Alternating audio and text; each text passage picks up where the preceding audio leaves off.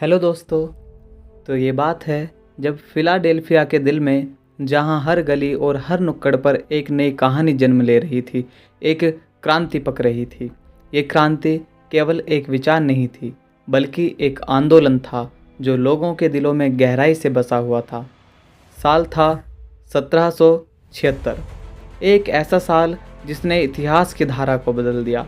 British राज से आज़ादी के लिए तड़प रही 13 उपनिवेशों ने एक साहसिक छलांग लगाई। ये छलांग केवल राजनीतिक नहीं थी, बल्कि यह एक सामाजिक और सांस्कृतिक परिवर्तन का प्रतीक थी। जुलाई की 4 तारीख को जब सूरज अपनी पूरी चमक पर था, उन्होंने अपनी आज़ादी का ऐलान कर दिया। यह ऐलान केवल शब्दों का समूह नहीं था, बल्कि यह एक नए युग की शुरुआत थी। ये साहसिक ऐलान जिसने हर दिल को जोश से भर दिया, जिसे थॉमस जेफरसन, बेंजामिन फ्रैंकलिन और जॉन एडम्स ने लिखा था। उसने एक नए राष्ट्र के जन्म की घोषणा की। ये लोग केवल नेता नहीं थे, बल्कि वे विचारों के वाहक थे। उन्होंने एक नए राष्ट्र के जन्म की घोषणा की। यह घोषणा केवल एक दस्तावेज नहीं थी, बल्कि यह एक सपने की शुरुआत थी। ये उम्मीद की किरण थी जो हर दिल में एक नई रोशनी जगा रही थी। सिर्फ उपनिवेशवादियों के लिए नहीं, बल्कि दुनिया भर में आज़ादी की चाह रखने वाले लोगों के लिए। यह एक वैश्विक संदेश था, बल्कि दुनिया भर में आज़ादी की चाह रखने वाले लोगों के लिए यह ऐलान एक प्रेरणा स्रोत बन गया।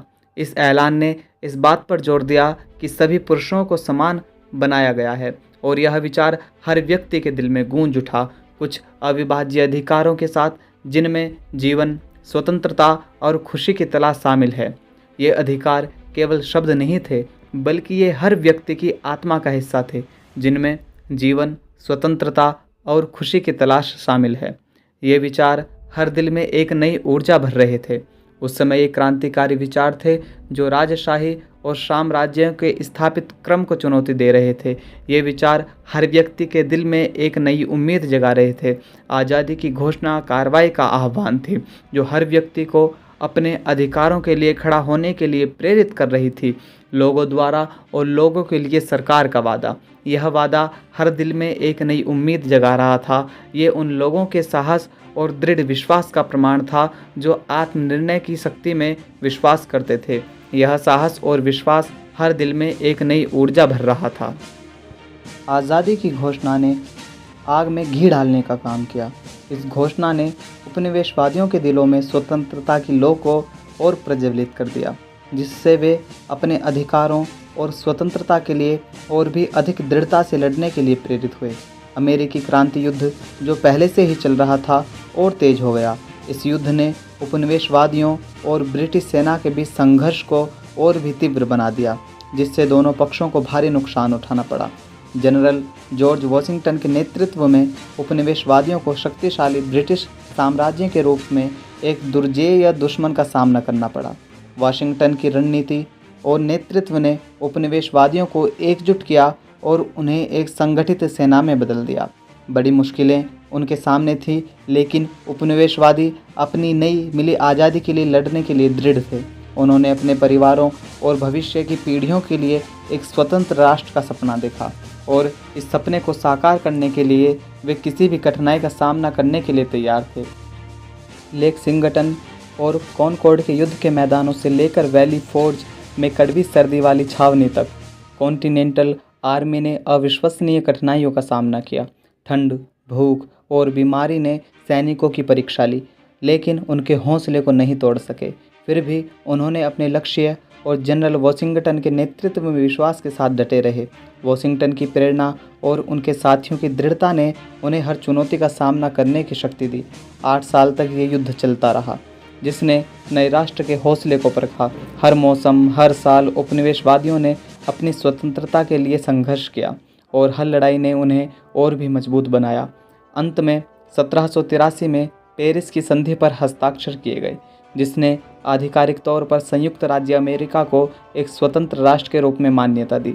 इस संधि ने उपनिवेशवादियों के संघर्ष और बलिदान को मान्यता दी और एक नए युग की शुरुआत की। जीत मुश्किल से मिली थी, और नए स्वतंत्र राष्ट्र के सामने बहुत बड़ी चुनौतियां थी, 13 अलग अलग उपनिवेशों को एकजुट करने वाली सरकार बनाने का काम बहुत बड़ा था। 1777 में अपनाया गया परिसंघ का लेख नए राष्ट्र को प्रभावी ढंग से दबाने के लिए बहुत कमज़ोर साबित हुआ। इन लोगों ने एक मजबूत राष्ट्रीय सरकार की ज़रूरत को समझते हुए 25 मई 1783 का संवैधानिक सम्मेलन बुलाया। जेम्स मेडिसन, एलेक्जेंडर हैमिल्टन और जॉर्ज वॉशिंगटन सहित प्रतिभाशाली लोगों के इस जमावड़े ने नई सरकार की संरचना और शक्तियों पर जमकर बहस की। उनके विचार विमर्श का परिणाम संयुक्त राज्य अमेरिका का संविधान था, जो राजनीतिक समझौते और दूरदर्शिता की एक उत्कृष्ट कृति थी।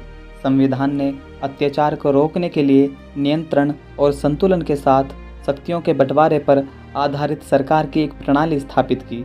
इसने एक यूनियन प्रणाली बनाई जो राष्ट्रीय सरकार और राज्यों के बीच शक्तियों का बंटवारा करती थी। 1788 में स्वीकृत संविधान ने एक अधिक परिपूर्ण संघ के लिए एक रूपरेखा प्रदान की। हालांकि आज़ादी की लड़ाई अभी खत्म नहीं हुई थी। कई अमेरिकियों ने सरकार के दखल की आशंका के कारण व्यक्तिगत अधिकारों की और गारंटी की मांग की। मौलिक अधिकारों को सुरक्षित करना। इन चिंताओं के जवाब में अधिकारों का बिल, जिसमें संविधान में पहले 10 संशोधन शामिल थे, 1791 में अपनाया गया था। अधिकारों के बिल ने बुनियादी आज़ादियों को स्थापित किया, जैसे बोलने की आज़ादी, धर्म, प्रेस, हथियार रखने का अधिकार और अनुचित तलाशी और जब्ती से सुरक्षा। यह अधिकार क्रांति और बहस के जरिए मुश्किल से हासिल किए गए अमेरिकी लोकतंत्र की आधारशिला बन गए। अमेरिका की स्थापना की कहानी स्थायी मानवीय भावना, आज़ादी की खोज और विचारों की शक्ति का प्रमाण है, लेकिन ये विरोधाभासों और अधूरे उद्देश्यों की कहानी भी है। गुलामी की संस्था आज़ादी की घोषणा में निहित समानता के आदर्शों के विपरीत राष्ट्र पर एक लंबी छाया डालती है। गुलामी को ख़त्म करने की लड़ाई दशकों तक चलती रही, जिसका अंत गृह युद्ध में हुआ, एक खूनी संघर्ष जिसने राष्ट्र के ताने बाने को ही परख डाला। 1863 में मुक्ति उद्घोषणा और 1865 में 13वें संशोधन के जरिए हासिल की गई गुलामी का उन्मूलन अमेरिकी इतिहास में एक महत्वपूर्ण क्षण था। फिर भी नस्लीय समानता के लिए संघर्ष अभी खत्म नहीं हुआ था। अमेरिकी क्रांति का दुनिया पर गहरा प्रभाव पड़ा, जिसने दुनिया भर में लोकतंत्र और आत्मनिर्णय के आंदोलनों को प्रेरित किया। आज़ादी, समानता और लोकप्रिय संप्रभुता के आदर्श अमेरिका के तटों से कहीं दूर तक गूंज उठे। फ्रांस में अमेरिकी क्रांति ने एक चिंगारी जलाई जो जल्द ही अपनी क्रांति में बदल जाएगी। अमेरिकी उदाहरण से प्रेरित होकर फ्रांसीसी लोग 1789 में अपनी ही राजशाही के खिलाफ उठ खड़े हुए। फ्रांसीसी क्रांति अपने अमेरिकी समकक्ष के साथ कुछ समानताएं साझा करने के बावजूद एक अधिक कट्टरपंथी और हिंसक मोड़ ले गई। उम्मीद की किरण। अपनी खामियों और कमियों के बावजूद लोकतंत्र में अमेरिकी प्रयोग ने दुनिया भर के लोगों के लिए उम्मीद की किरण का काम किया। यह प्रयोग केवल एक राजनीतिक व्यवस्था नहीं है, बल्कि एक आदर्श है जो लोगों को प्रेरित करता है। आज़ादी की घोषणा और संविधान में निहित सिद्धांतों ने आज़ादी और आत्मनिर्णय के लिए अनगिनत आंदोलनों को प्रेरित किया है। इन दस्तावेजों ने न केवल अमेरिका में बल्कि पूरी दुनिया में स्वतंत्रता के लिए संघर्ष करने वालों को एक नया दृष्टिकोण दिया है। संयुक्त राज्य अमेरिका हमेशा अपने आदर्शों पर खरा नहीं उतरता, लेकिन विश्व स्तर पर लोकतंत्र और मानव अधिकारों को बढ़ावा देने में महत्वपूर्ण भूमिका निभाई है। इसके आदर्शों ने कई देशों में लोकतांत्रिक आंदोलनों को प्रेरित किया है और मानव अधिकारों की रक्षा के लिए एक मजबूत आधार प्रदान किया है। अमेरिका की स्थापना की कहानी सिर्फ एक ऐतिहासिक घटना नहीं है, बल्कि एक सतत कथा है, विचारों की स्थायी शक्ति और अधिक न्यायपूर्ण और न्याय संगत समाज के लिए निरंतर संघर्ष का प्रमाण है।